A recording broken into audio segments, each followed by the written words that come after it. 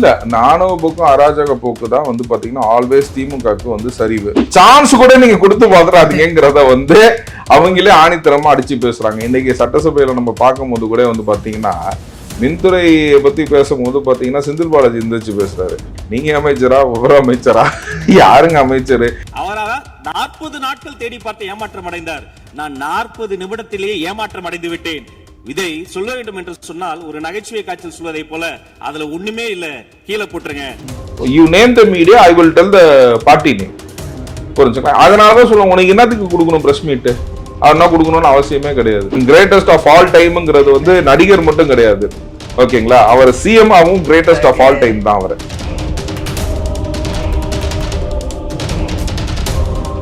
ஆளுநரே அதை வாசிக்க வச்சாரு பாருங்க, அதுதான் ஜெயிப்பு.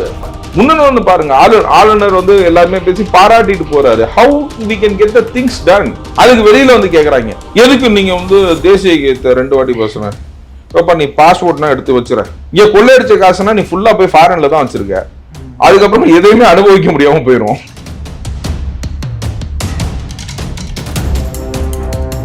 4ஆம் தேதி நைட்டு நீ வீட்டுல தூங்க மாட்டடான்னு 1000 பேர் சொல்லியிருப்பான். புரிஞ்சுங்களா? 4ஆம் தேதி நைட்டு எல்லாத்துக்கும் நான் போன் அடிச்சேன், ஒருத்தனும் போன் எடுக்கல.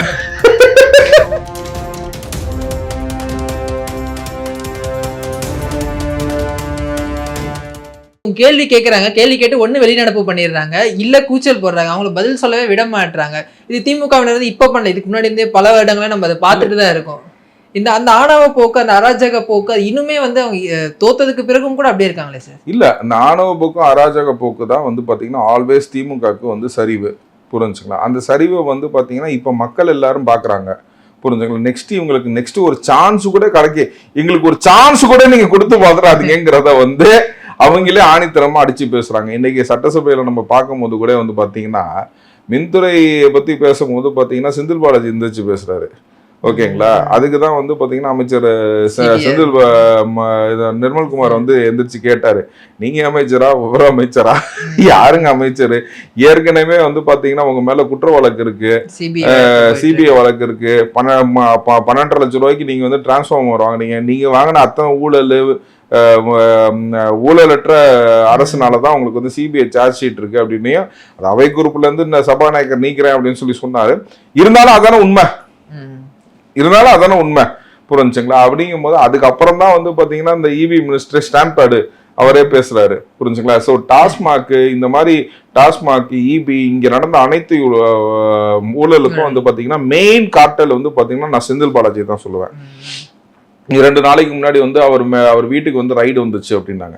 இன்ன வரைக்கும் வந்து பாத்தீங்கன்னா எந்த ஆபீஸ்ல இருந்து ரைடு வந்துச்சுன்னு ரொம்ப கிளாரிட்டியே இல்லை, ஓகேங்களா? கரூர் போலீஸார்னு சொல்லிட்டு ஒரு டிவியில சொல்றாங்க, ஒரு போலீஸார் வந்து டிவிஎஸ்சின்னு சொல்றாங்க, ஒரு போலீஸார் சிபிஐ அமைச்சிருச்சுன்னு சொல்றாங்க, ஒரு போலீஸார் இடி அமைச்சிருச்சுங்கிறாங்க.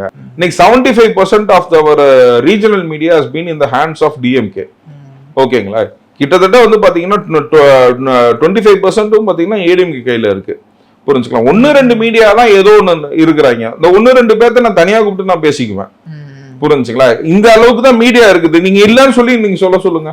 இன்னைக்கு நம்ம வியூவர்ஸே நம்ம வந்து சொல்லட்டும், இந்த மீடியானா வந்து பயஸ்டா இல்ல சார் அப்படின்னு சொல்லுங்க. நீங்க விரல் விட்டு தான் என்னணும், புரிஞ்சுங்களா? You name the media, I will tell the party name. நீங்க ஒரு மீடியா பேர் இப்படின்னு சொன்னீங்கன்னா ஒரு மீடியா, இப்படின்னா ஒரு மீடியா, ஓகேங்களா? இல்லன்னா கூட்டணி கட்சி மீடியா, இந்த மீடியா, அந்த மீடியா, இப்படிதான் இருக்கிறாங்க. ஏதோ கட்சி சார்ந்துதான் இருக்கிறாங்க. அந்த கட்சி வந்து மெயின் கட்சியை சார்ந்துதான் இருக்குது.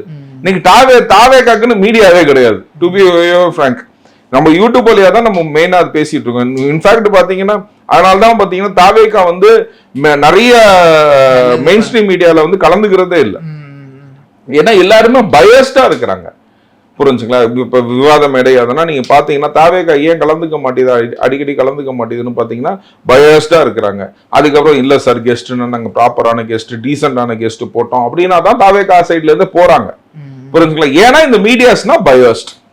நான் இதை வந்து எப்பயுமே பதிவு செய்யறது என்னன்னு கேட்டீங்கன்னா, இல்லன்னா சொல்லுங்க, நீங்க எந்த கட்சியோட அடிமன்னு எனக்கு தெரியும். You name the media, I will tell the party name, புரிஞ்சுங்களா? அதனாலதான் சொல்லுவாங்க உனக்கு என்னத்துக்கு கொடுக்கணும் பிரஸ் மீட், அதெல்லாம் கொடுக்கணும்னு அவசியமே கிடையாது. மக்கள் பாக்குறாங்க, ஓகேங்களா? Not by words, it's by action. He is a man of action, புரிஞ்சுங்களா? மக்கள் ஒரு நாளும் பார்த்துக்கிட்டே இருக்கிறாங்க. இன்னைக்கு எவ்வளவு சந்தோஷமா இருக்கிறோம். இந்த மாதிரி ஒரு கவர்மெண்ட் ஃபார்ம் ஆயிடுச்சு. இன்னைக்கு நமக்கு நிறைய கஷ்டங்கள் இருந்தா கூட அதுல இருந்து நம்ம மீண்டு வருவோம் அப்படின்றதே வந்து நமக்கு வந்து ஹோப் இருக்குல்ல. கண்டிப்பா மீண்டு வருவோம் அப்படின்றதுல ஹோப் இருக்கு பாத்தீங்களா? இந்த ஹோப் உங்கள்ட்ட இல்லையே, எந்த கவர்மெண்ட்டும் இல்லையே. அதுதான் வந்து நமக்கு ஹோப் கொடுத்துருக்காரு பாருங்க. the person who gives நமக்கு நம்பிக்கை கொடுக்குறாங்க பாத்தீங்களா? is a greatest of all timeங்கிறது வந்து நடிகர் மட்டும் கிடையாது, ஓகேங்களா? அவர் சிஎம் ஆவும் கிரேட்டஸ்ட் ஆஃப் ஆல் டைம் தான் அவர். அந்த சைலன்ஸ்க்கு பின்னாடி இருக்கக்கூடிய பவர் அதுதானா சார்? இல்ல, கண்டிப்பா he is always silentங்க. அவர் எப்பயுமே அக்ரெசிவான ரொம்ப நேரம் இருந்தால. he is an assertive man, he is not aggressive man. there's a difference between aggressive and assertive. நான் வந்து அக்ரெசிவான கேரக்டர் அப்படின்னு எழுதுவேன். ஆனா அசர்ட்டிவ் பர்சன்ஸ் வந்து பாத்தீங்கன்னா ஒரு எப்படி நூதனமா அந்த விஷயத்தை வந்து அடைய முடியுமோ அதை அடைஞ்சிருவாங்க. புரிஞ்சுங்களா? நான் கொஞ்சம் கோவக்காரன், புரிஞ்சுங்களா, நான் கொஞ்சம் அக்ரெசிவ் பர்சன் எங்க வீட்டுல என்ன சொல்லுவாங்க, புரிஞ்சுங்களா? ஆனா அவர் he is an assertive person, ஓகேங்களா? there's a difference between assertive person and aggressive person, புரிஞ்சுங்களா? he will get his things done. அதுதான் assertive ஓட கேரக்டர், புரிஞ்சுங்களா? அதனால வந்து பாத்தீங்கன்னா நீங்க எங்க போனீங்கன்னாலும் சரி, அஸ் a பார்ட்டி பர்சனா வந்து பாத்தீங்கன்னா வந்து சூப்பரா வெளியில வருவாரு. பிஜேபி வந்து பாத்தீங்கன்னா அரசியல் எதிரி, திமுக ஐடியாலஜிக்கல் எதிரி வந்து பிஜேபின்னு சொல்லிடுவாரு, ஓகேங்களா? But when he sits in the chair of a chief minister, புரிஞ்சுங்களா, he will go and meet the prime minister as a prime minister, not as a leader of BJP.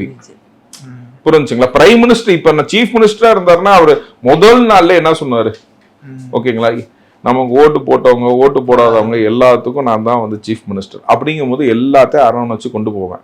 அதே மாதிரி when he is going and meeting the prime minister, prime மினிஸ்டருக்கு என்ன மரியாதை கொடுக்கணுமோ அதை கொடுக்குறாரு, அந்த பதவிக்கான மரியாதை. அதுக்கப்புறம் அங்கேருந்து வந்து பினான்ஸ் மினிஸ்டர் போய் பார்த்தாரு, புரிஞ்சுங்களா? பினான்ஸ் மினிஸ்டர் பார்த்து இந்த தூர்வாரத்துக்கு நிதி வேணும், அந்த நிதி வேணும்னு சொல்லிட்டு சூப்பரா கிரீட் பண்ணிட்டு நிதியை வாங்கிட்டு வந்துட்டே இருந்தாரு, புரிஞ்சுங்களா? இன்னைக்கு ஒண்ணுமே இல்லைங்க. ஆளுநர் உரையில எடுத்துக்கோங்க, இந்த பிஜேபி அரசு சோசியல் அண்ட் செக்குலருங்கிறத வந்து நம்ம பிரமாண்டூர்ல இருந்தே எடுக்கணும்னு சொல்லி நம்ம சொன்னாங்க, புரிஞ்சுங்களா? அது ஆளுநரை வாசிக்க வச்சிருக்காரு பாருங்க. அந்த ஆளுநரே வாசிச்சாருங்க. சோசியல் அண்ட் செக்குலர் பிரின்சிபல்ஸ் உள்ளது கவர்மெண்ட் இது அப்படின்னு சொல்லிட்டு ஆளுநரே அதை வாசிக்க வச்சாரு பாருங்க. அதுதான் ஜெயிப்பு, புரிஞ்சுங்களா? முன்னொன்னு பாருங்க, ஆளுநர் வந்து எல்லாருமே பேசி பாராட்டிட்டு போறாரு. How we can get the things done, புரிஞ்சுங்களா? நேரா என்ன பண்ணாரு, பிரைம் மினிஸ்டர் பார்க்கும்போது அவர் கடிதத்துல ஒண்ணு கொடுத்தாரு, ஃபர்ஸ்ட் தமிழ் தாய் வாழ்த்தை நாங்க பாடணும், அதுக்கப்புறம் ஜனகணமனை பாடணும் அப்படின்னு சொல்ற கோரிக்கை. ஏன்னா அவங்க ஏற்கனவே ஜியோ போட்டிருக்காங்க, ஆளுநர், பிரசிடென்ட், பிரைம் மினிஸ்டர் பங்கேற்கிற இடத்துல வந்து first national anthem, first national anthem, அதுக்கப்புறம் வந்து நேஷனல் சாங், அதுக்கப்புறம் வந்து Tamil any other state anthem or சாங்னு சொல்லி போட்டிருந்தாங்க, புரிஞ்சுக்கலாம்? அந்த மாதிரி விஷயத்த வந்து பாத்தீங்கன்னா சூப்பரா போய் பிரைம் மினிஸ்டர் 8 நிமிஷம் தான் பேசினாரு. அந்த 8 நிமிஷத்துல கன்வே பண்ணிட்டு வந்துட்டாரு. திரும்ப இங்க ஆளுநர் வரும்போது நீட்டா வந்தே மாதரம் பாடினாங்க, தமிழ் தாய் வாழ்த்து பாடினாங்க, அதுக்கப்புறம் தேசிய கீதம் பாடினாங்க, புரிஞ்சுங்களா? அந்த மாதிரி வந்து பாத்தீங்கன்னா நாசூக்கா செய்யணுங்க. அதுக்கு வெளியில வந்து கேக்குறாங்க, எதுக்கு நீங்க வந்து தேசிய கீதத்தை 2 வாட்டி பேசுறேன், நீ பாஸ்போர்ட்னா எடுத்து வச்சுற, ஏன் தேசிய கீதம் 2 வாட்டி பேசினா பாடினா 4 வாட்டி பாடினா, நீ இந்தியன் தானே, 4 வாட்டி பாடினா 2 வாட்டி பாடினா, உன் பாஸ்போர்ட்னா எடுத்து வச்சுற. இங்க கொள்ளையடிச்ச காசுனா நீ ஃபுல்லா போய் ஃபாரின்ல தான் வச்சிருக்க, அதுக்கப்புறம் எதையுமே அனுபவிக்க முடியாம போயிடும், சரிங்களா? சோ அது வந்து பாத்தீங்கன்னா that is the manner how he approach and take the things done. ரொம்ப தெளிவாக நம்ம சிஎம் சார் வந்து இதெல்லாம் ரொம்ப தெளிவாக செய்வார். அதே மாதிரி சார் நான் வியந்து பார்க்க இன்னொரு விஷயம், அவரு ஒரு வார்த்தை கூட பேசல, ஆனா ஒவ்வொரு வாரமும் பனையூர்ல அவ்வளவு கூட்டம் குவியுது. மாற்றுக் கட்சியில இருந்து முன்னாள் எம்எல்ஏக்கள், மினிஸ்டர்ஸ், நிர்வாகிகள், மாவட்ட வந்துட்டே இருக்காங்க சார். ஒரு திருவிழா மாதிரி இருக்கு ஒரு வாரமும் பனையூர். அது எப்படி பாக்குறீங்க? எந்த ட்ரஸ்ட்ல அவங்க வராங்கன்னு நினைக்கிறீங்க சார்? சார் இன்னைக்கு வந்து பாத்தீங்கன்னா இங்க வந்து எனக்கு வந்து மே 3 நான் இன்ன வரைக்கும் நான் ஒரு மறக்க முடியாத ஒரு நாள் அப்படின்னு சொல்லலாம். மே 3 வரைக்கும் வந்து பார்த்தீங்கன்னா எங்களுக்குன்னா எவ்வளோ ஃபோன் கால்ஸ் வந்திருக்கும், எவ்வளோ வாட்ஸ்அப்பு, எவ்வளோ கால் மெசேஞ்சர்லேருந்து எவ்வளோ வந்திருக்குன்றதை நல்லா யோசிச்சு பாருங்க, புரிஞ்சுக்கலாம்? 4ஆம் தேதி நைட்டு நீ வீட்டில் தூங்க மாட்டடான்னு 1000 பேர் சொல்லியிருப்பான், புரிஞ்சுங்களா? 4ஆம் தேதி நைட்டு எல்லாத்துக்கும் நான் ஃபோன் அடித்தேன், ஒருத்தனும் ஃபோன் எடுக்கல, அதுதான் சொல்றேன், நம்ம கொஞ்சம் அக்ரெசிவான பர்சன். ஓகேங்களா? 4ஆம் தேதி நைட் எல்லாத்துக்கும் போன் அடிச்சு, அவனும் போன் எடுக்கல. அதுக்கப்புறம் எனக்கு போன் கால்ஸே வரல, இல்லைன்னு சொல்லல. புரிஞ்சுங்களா? அந்த மாதிரி வந்து பாத்தீங்கன்னா அப்படி இருக்கிறது வந்து பாத்தீங்கன்னா அன்னைக்கு நாங்க நினைச்சதுல வந்து அவர் 108 எம்எல்ஏ ஆக்குனதுல ஓட்டு போட்டதுல நானும் ஒருத்தன்.